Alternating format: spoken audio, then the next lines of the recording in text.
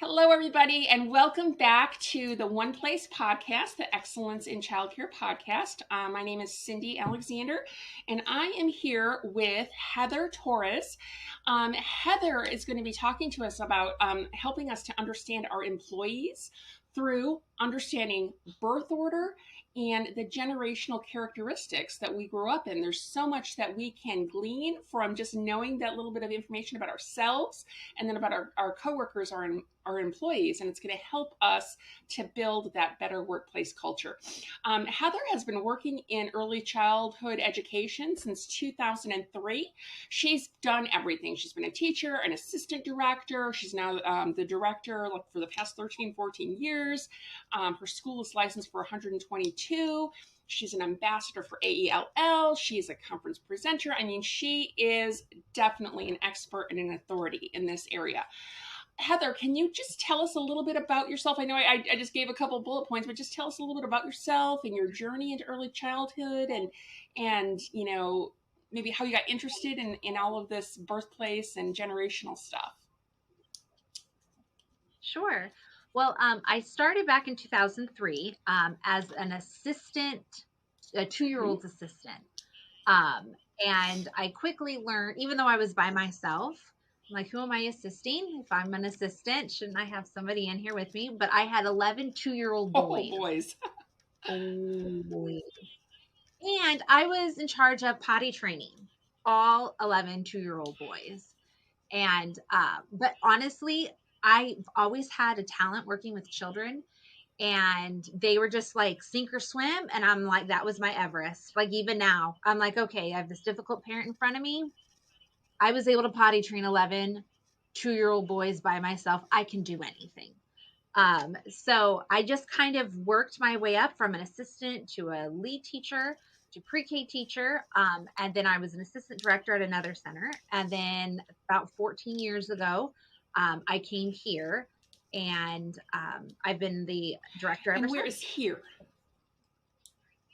Oh, sorry. Here is Hope Lutheran Learning Center in San Antonio, Texas.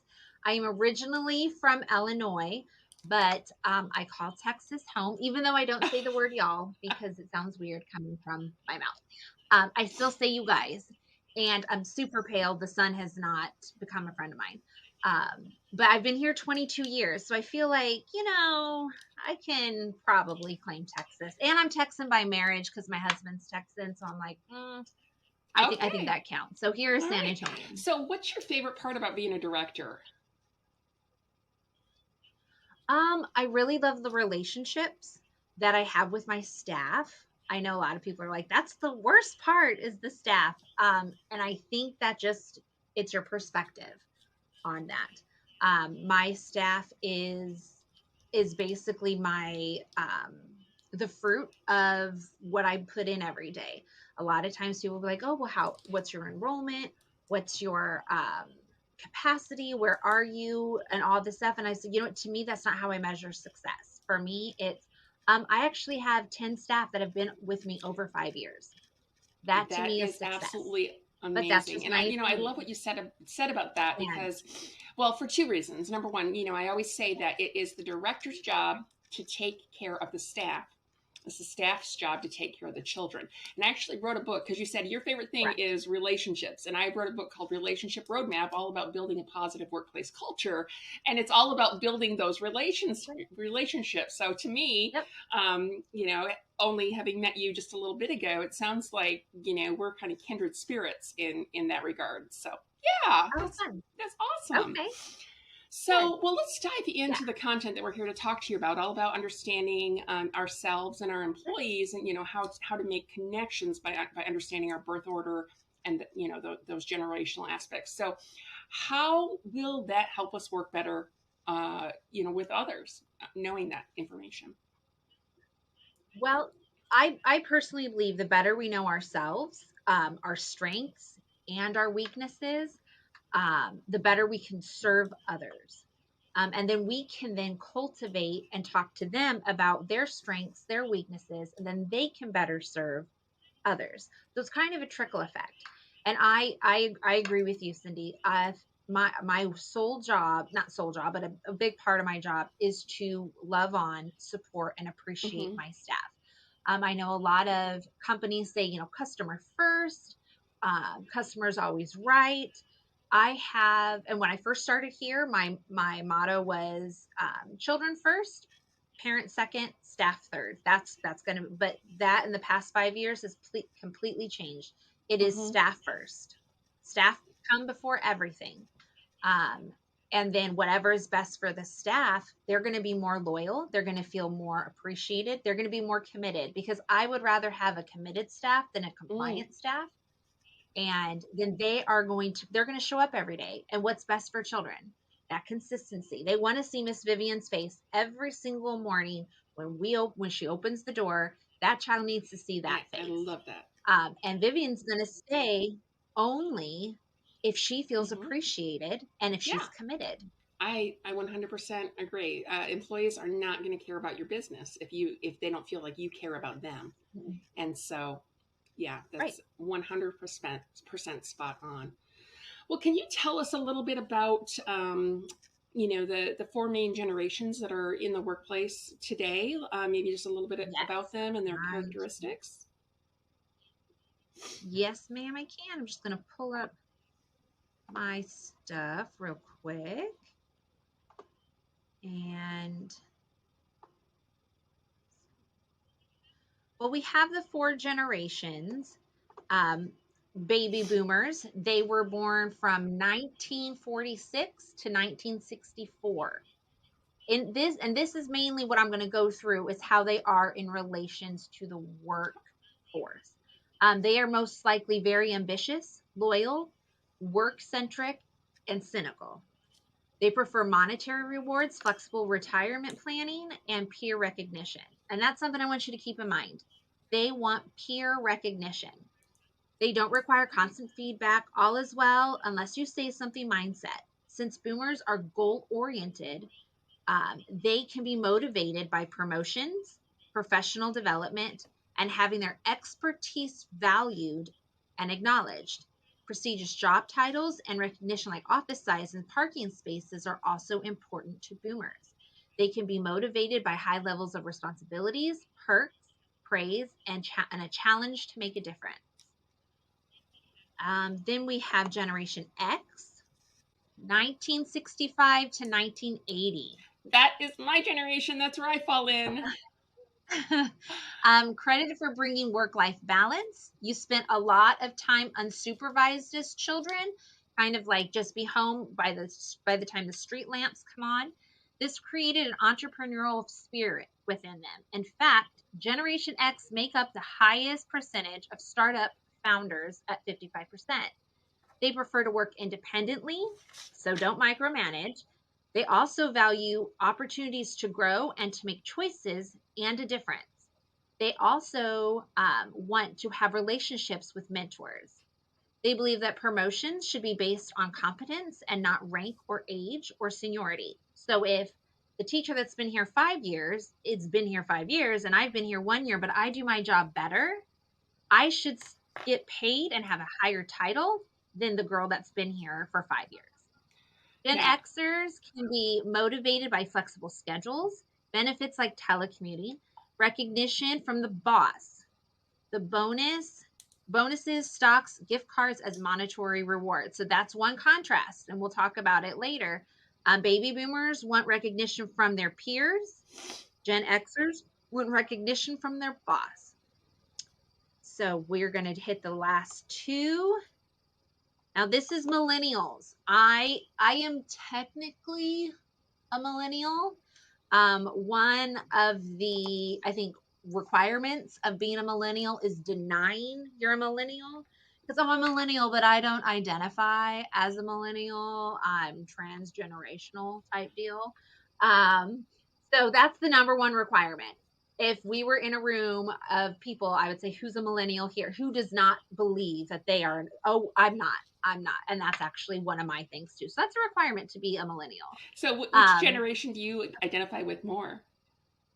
Baby boomers. Oh, Is that Really? not so weird? That Yeah. is. That Yep. is. Well, when Yeah. you were explaining Absolutely. Gen X, I mean, I'm like, oh yeah, yep, that's me, that's me, Yeah. that's me, that's me, yeah. Yep. So Yep. these seem pretty spot on so far. Okay, go ahead. Yeah. Sorry, take off with No, millennials. you're fine. You're fine.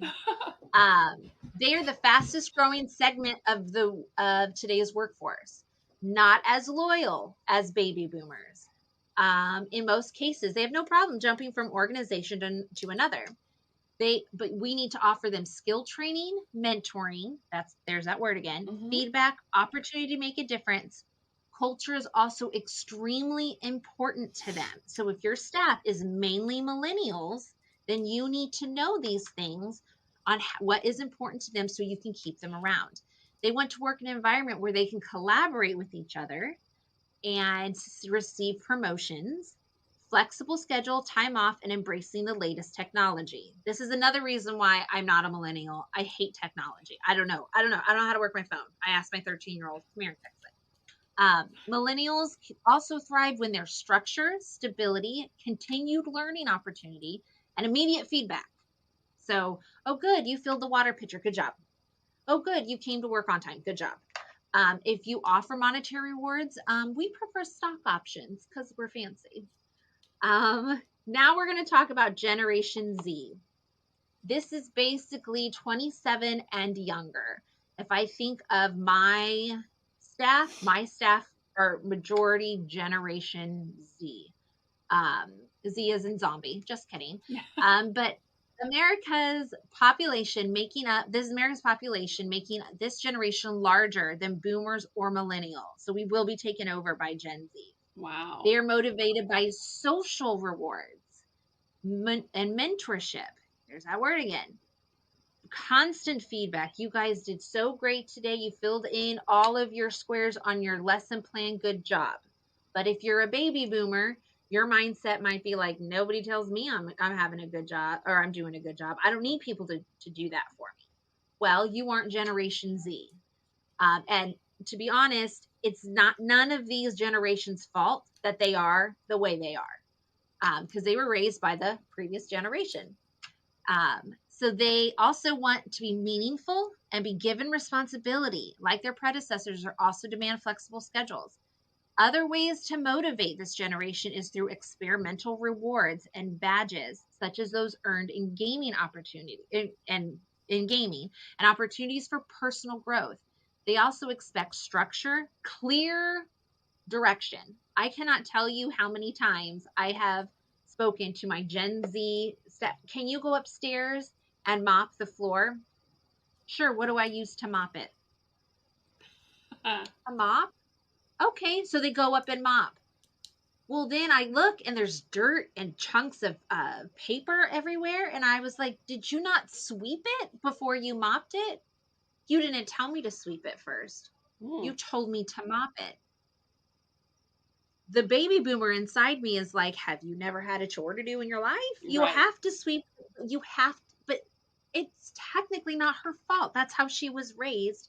And that's why I have to manage now. So let's get back a few more. And then what's most intriguing about Gen Zs is that 53% of them prefer face-to-face communication. We give these young people so much slack and so much trouble. Well, they're always on their phone. They're always on their watch. They're always on their iPad or their whatever these young people have today. But they prefer in the workplace that face-to-face communication. Isn't that so weird? We just think they're the technology. No, they crave that authenticity that comes from face-to-face. Now we can also go through now the commonalities we'll first start with a contrast. Baby boomers want peer recognition and Gen Xers want boss recognition. So boomers are like, I need everybody in this room that are on my level to know how awesome I am. Gen Xers are like, these people don't matter. They don't sign my checks. I need the boss to tell me that I'm awesome. Millennials prefer technology. Gen Zers prefer face-to-face communication. One interesting thing that I noticed through research is baby boomers want their expertise valued. Gen X, millennials, and Gen Zs all crave to be mentored. So a boomer would be great to mentor others, and the younger three want to be mentored. So what do each of them have in common? Promotion, all four want promotion. Flexible scheduling, Gen X, millennials, and Zs. Mentorship, same. All the younger three want mentorship. Feedback. Now it depends on when and how, but all four want feedback. So if you kind of have this mentality of, well, I don't have to tell them if they're doing great or not, all four of them want that. Responsibilities. Boomers, Gen X, and Gen Zs. So millennials don't want responsibilities, but these three do. And then raises and stocks, boomers, Gen X, and millennials want that. So you might go to your Gen Z employee and say, hey, I just gave you a raise. And they're going to be like, oh, well, thanks, but that's not what speaks to me. But if they were a Gen Xer, sorry, go ahead. I have a question. So when you talk about millennials and they don't want responsibilities in general, like what would you do maybe to replace that? Because I've learned, a lot about delegating and, really helping a team to raise up by giving them areas of responsibility. Right. Where you just, you kind of don't micromanage. You're like, okay, this is your job. This is the outcome I want. You figure out how to do it. It's your area of responsibility. A lot of people are motivated by that because they feel a little bit important and puffed up and Right. like, this is my thing.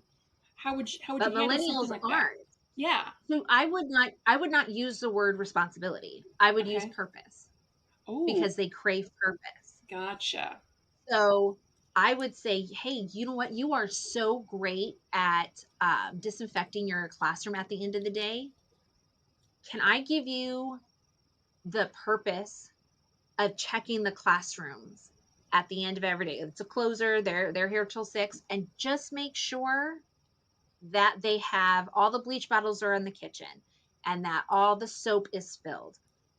You don't necessarily have to do it, but you could just write a note. Hey, dear infant teacher, make sure that your stuff is brought to because in our place, they have to bring everything to the kitchen. And so then the cook fills everything.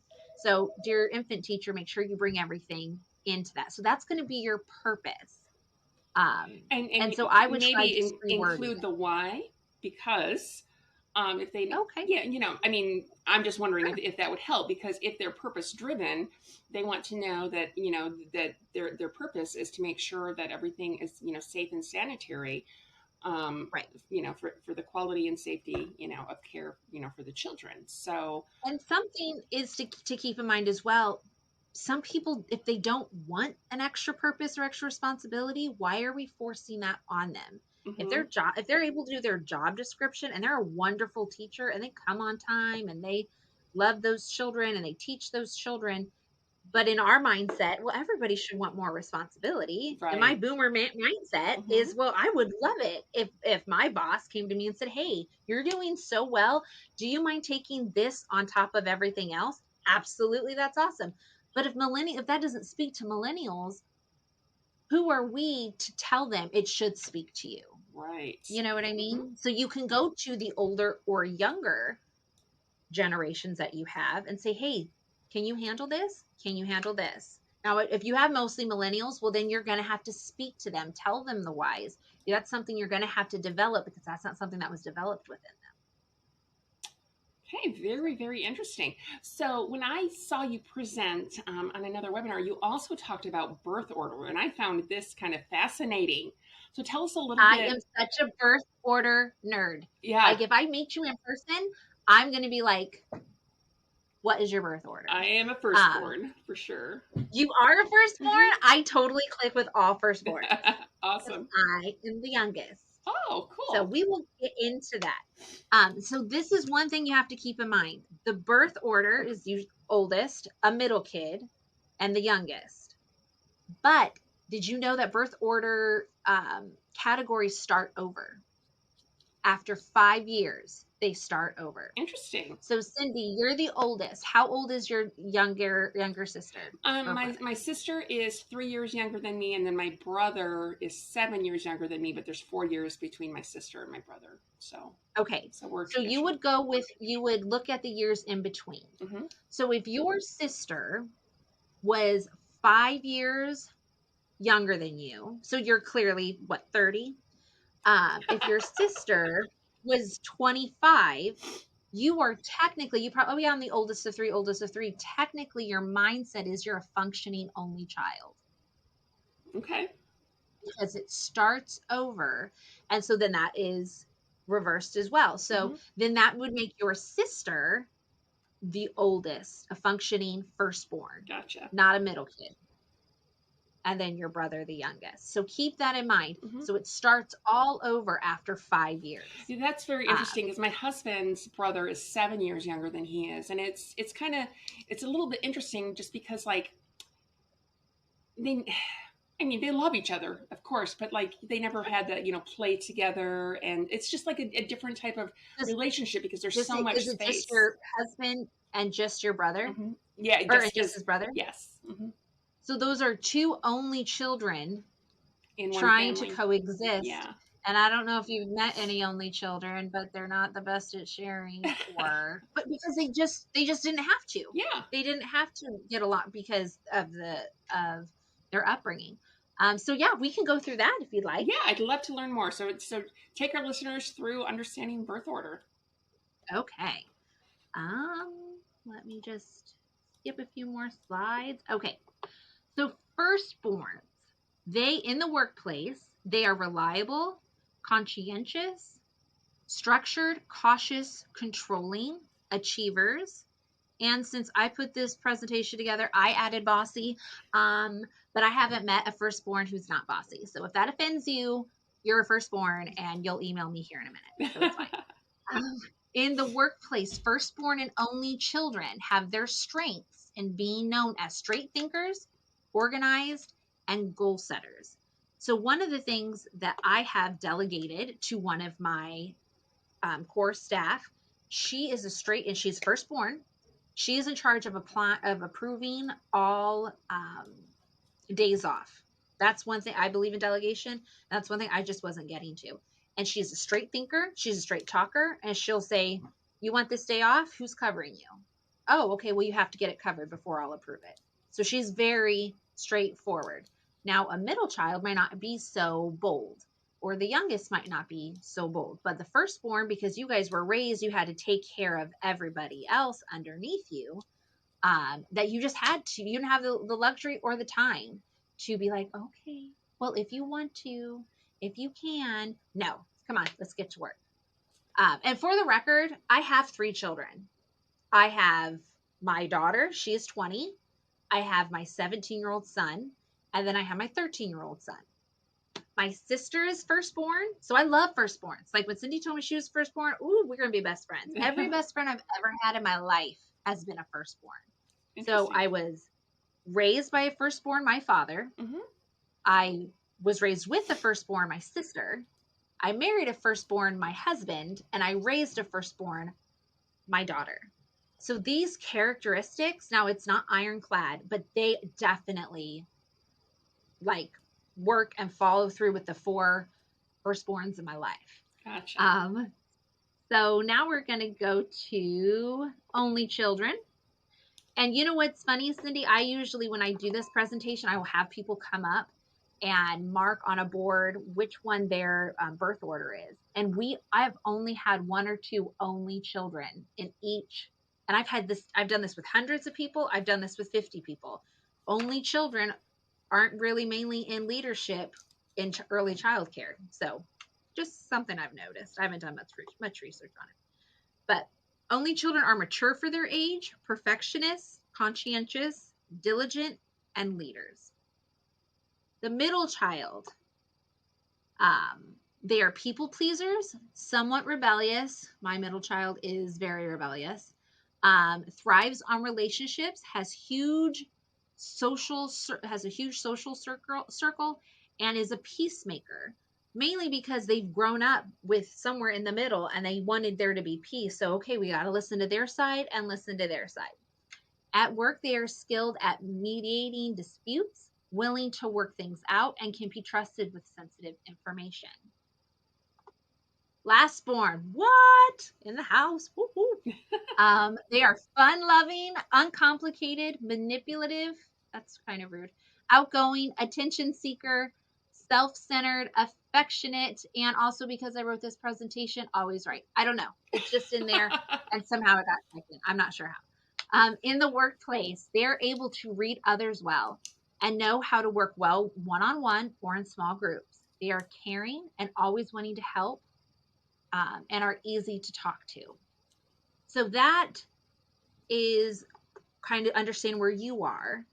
And then I would ask your staff, it's not protected, it's not a protected class.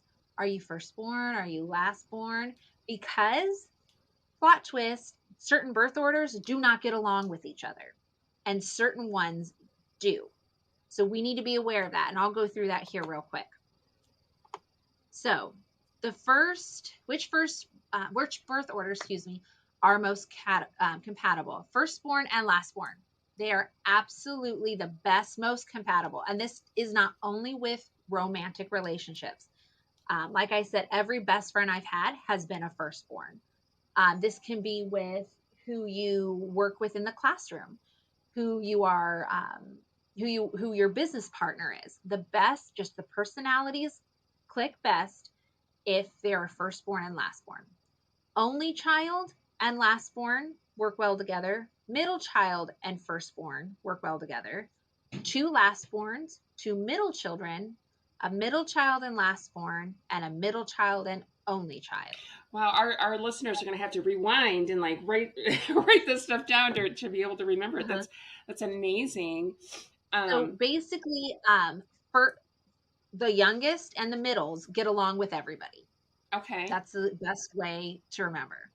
Any other combination, which we can get to, it doesn't always work.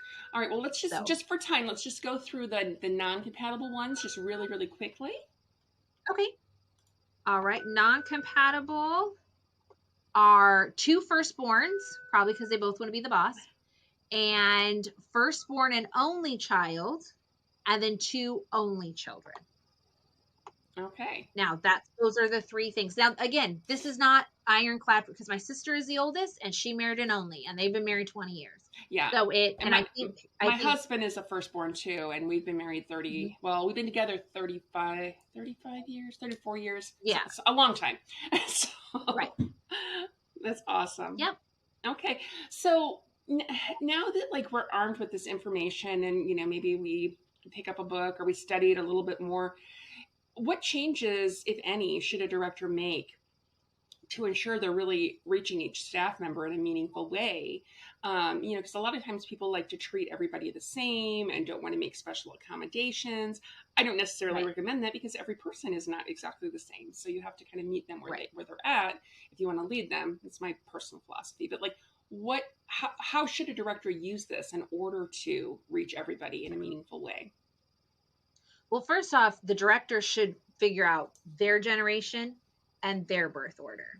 Okay. I'm the youngest, and I'm a millennial. That I have no control over either of that. My parents did not discuss this or get permission from me to create this. So the first thing is you have to understand yourself. So go back and figure out what's important to you and what are your turnoffs, what are your triggers, because then that's how you can avoid them. Because people never really want to go to their boss and be like, I want to trigger her today. Let's get that left eye twitching a little bit. So you need to be aware of that in yourself. And then also, if you have conflict between two teachers, you kind of, what? Are you guys both firstborns in your family? Yes. Okay. So you both are used to taking charge. That's just how you were brought up. And you both now are wanting to take charge over the same environment. And that might not work well. I have my infant teacher. She is the firstborn of 5. And every assistant that I've given her that has worked well has not been a firstborn. That makes sense. That's interesting. And I asked them, which one are you? Oh, you're firstborn. Okay, you're not going to get along with Miss Vivian because she's a firstborn, not because she's rude or sassy, is just because they both like it their own way. Right. If you have that employee that's always asking why, or that's not fair, or how come she has to, but I don't get to, or stuff like that, most likely they're a middle child because they're the why. Like, why? Why is that? It's not fair. And I just want to scream, life is not fair. But I can take a minute and explain to them, I understand that sounds like it's not fair, but today you're going to have to mop 2 rooms instead of 1. I know it's annoying. I know I would be frustrated too. But that's just what I need you to do today. Okay. And maybe tomorrow you might have to do it again. But maybe the next day you won't have to mop at all. I can't guarantee you, but this is just kind of where it is here. And usually they're like, oh, okay. I'm like, I know it sucks. I know. They just want to know that you know that they're frustrated. So that's Okay. really where you want to avoid. You can avoid conflicts, like do not have 2 firstborns in the same classroom, and stuff like that. Okay. So one last question, regarding birth order before we head into the wrap up here. What about twins? Let's say, twins are born, and whether they're born first or in the middle or last, like how would they be categorized? When they come out, that's the oldest. The oldest. So okay. If it's a boy and a girl, the girl was pulled out or pushed out first, she's the oldest. Okay. And then the youngest. So do they tend to follow those characteristics even though they're only born minutes apart? They're kind of a mix of all the characteristics because they're kind of all the same. They're okay. We're the youngest of the family, but then we're also she might be the middle child because she was born a half second before. Okay. But it's interesting. Yeah, it applies the same way. Okay. It's fascinating stuff. I'm definitely going to be analyzing people based on their generation and birth order going forward. And the better you understand people, the better you can lead them. Yeah. And the better you understand yourself, the better you can serve them. Yeah. So understanding your audience, knowing your audience is so important and will help you not be so frustrated. Love that. So we are running out of time here. So I just want to ask a couple of wrap-up questions. And Heather, you have been in this industry for so long. I mean, you're entering into that veteran stage almost. You know what I mean? Yep. What is the biggest issue or hurdle that you see facing childcare business owners or the childcare industry today, and what solutions might you suggest to combat that issue? Practical ones, at least for where my center is, we are losing a lot to the public school. Mm-hmm. They give free 3-year-old, 4-year-old, and 5-year-old care. Mm-hmm. So it's really hard to compete with free. So my suggestion is to have the best program you possibly can. Have that consistency of teachers, and you might be lucky to have a couple stay, or you might have a lucky to have parents be like, you know what, I could save $200 a week for the next year and take them there, but I can't imagine being anywhere else. Mm-hmm. And just educate the parents. Children thrive in smaller group settings, and the public schools around me, they're one of 25 with 2 teachers, but here they're one of 11. So just educating them, I think, would help. But more of like a personal thing here is, I think with the children, there's a lot of screens involved. With parents, they're always on their screen. Children are on their screen all the time at home. When they come here, we don't allow them to be on it. And so they're kind of more aggressive. They're less patient, and that just kind of turns. But then that's even with my staff. They're not on their screen mm-hmm. when they're here during the school year or school day. Mm-hmm. And so they're a little bit more aggressive. So I could throw those smartphones and those tablets away. I absolutely would. Okay. Don't look like I'm going to get a sponsor from Apple anytime soon, but just so. Awesome. Thank you for that. Do you have a personal motto or motivational quote that kind of inspires you, that you tend to live by? I do. It's basically, the better we know ourselves, the better we can serve others. Wow. We just spent the whole podcast talking about how to know more about yourself. So that makes sense that you are so passionate about this topic. Amazing. If listeners wanted to contact you, how could they get in touch? They can email me It's my email address is hgtoes as in toes. Yes, I know.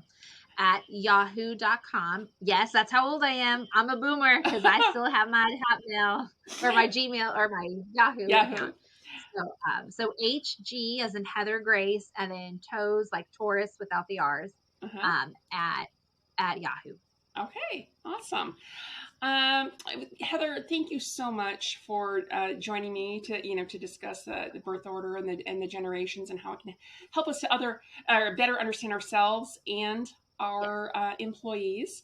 I think that it's a really great topic, and it's definitely a change of perspective, because sometimes you just kind of you feel like you're hitting your head against a wall, or you're trying to break through. You don't understand why you're not syncing up with this employee, or why two employees aren't syncing up. So this can give us just a Right. different perspective and a different understanding. So Mhm.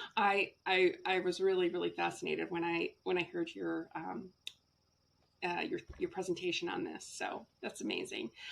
I'd like to thank our listeners again for listening to this episode of the Excellence in Childcare podcast. And just be sure to subscribe so that way you know when the next episode is coming out. Heather, thank you so much for being here today. And again, if you'd like to contact Heather, just reach out to her at her email address, hgtoes@yahoo.com. Alrighty, thank you. All right. Thank you.